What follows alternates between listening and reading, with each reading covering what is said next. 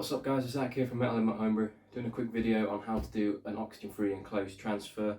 All you're going to need is one keg completely filled with Star San with a lid on. You're going to need a beer-to-beer line and a spunding valve. Ideally you want a second keg to transfer the Star San into. If you haven't got that, you could use a bucket, use one of the Kegland quick disconnect, something like that. You'll be able to run that straight into a bucket or down the drain or whatever you want to do. First thing we've got to do, gas bottle onto the gas. Pressurise your keg to about 10 psi.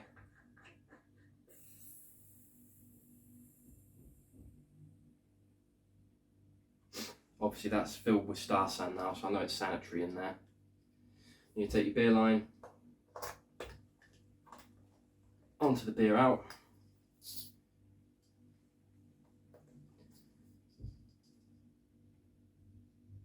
Put the other end of it onto the beer out on the other keg,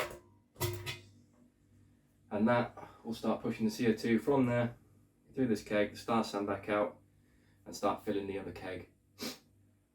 I won't film all of that because it's boring. We'll kick back in again when it's nearly done. Right, that's now finished. You'll know it's finished because you get CO2 bubbling up through here in your keg. So now what you're left with is a keg filled with sanitizer. You can use whatever you want. You've got yourself a completely sanitised and oxygen-free beer line there. You've also got yourself a keg that's completely filled with CO2, nothing else in it, completely sanitised. What you can do, leave that at 10 psi, give it a few blasts. Just make sure. I always like to. Yeah, let that equalise. Once that's done, it's ready to do the enclosed transfer. Now for the actual transfer. Apologies, this will be a bit difficult to film. But first thing you want to be doing is pressurising your fermenting vessel to the same pressure as you got that keg. So we'll stick 10 psi in it.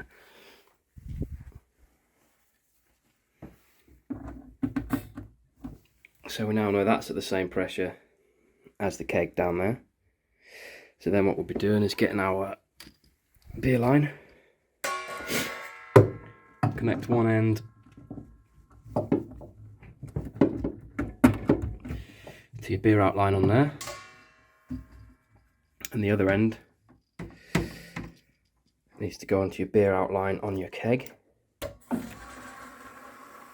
There's obviously a slight pressure difference because it's filling. Next, you need a spunding valve. There are other ways to do this. Make sure it's screwed right the way down. And you could do it with the pressure release valve.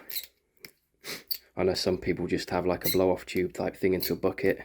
Works fine, but you haven't really got any flow control or anything then.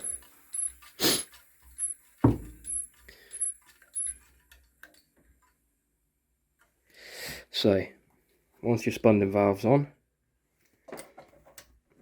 again, nothing should actually happen to start with. If you gradually start opening the spunding valve, he says, difficult to do one-handed.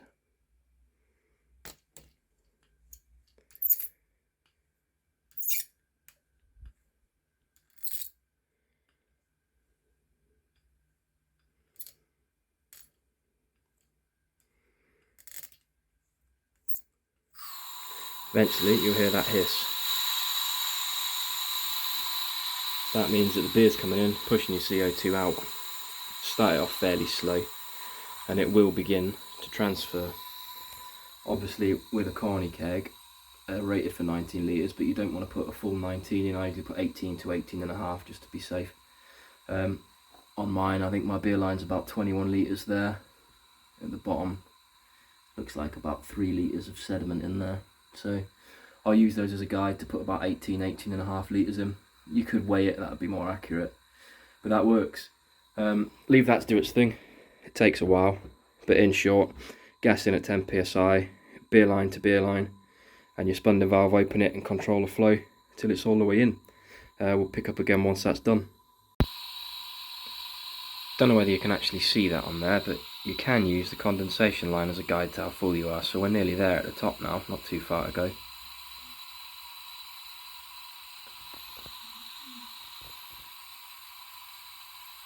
Right, I'm content that that's about as full as I want to let that get. So all you got to do, pop your spunding valve off, and that will stop the flow. Now you're left with a full keg of beer. All you got to do is carb it up and drink it. Hopefully that helped somebody. If you enjoyed the video, please consider liking and subscribing. Thank you.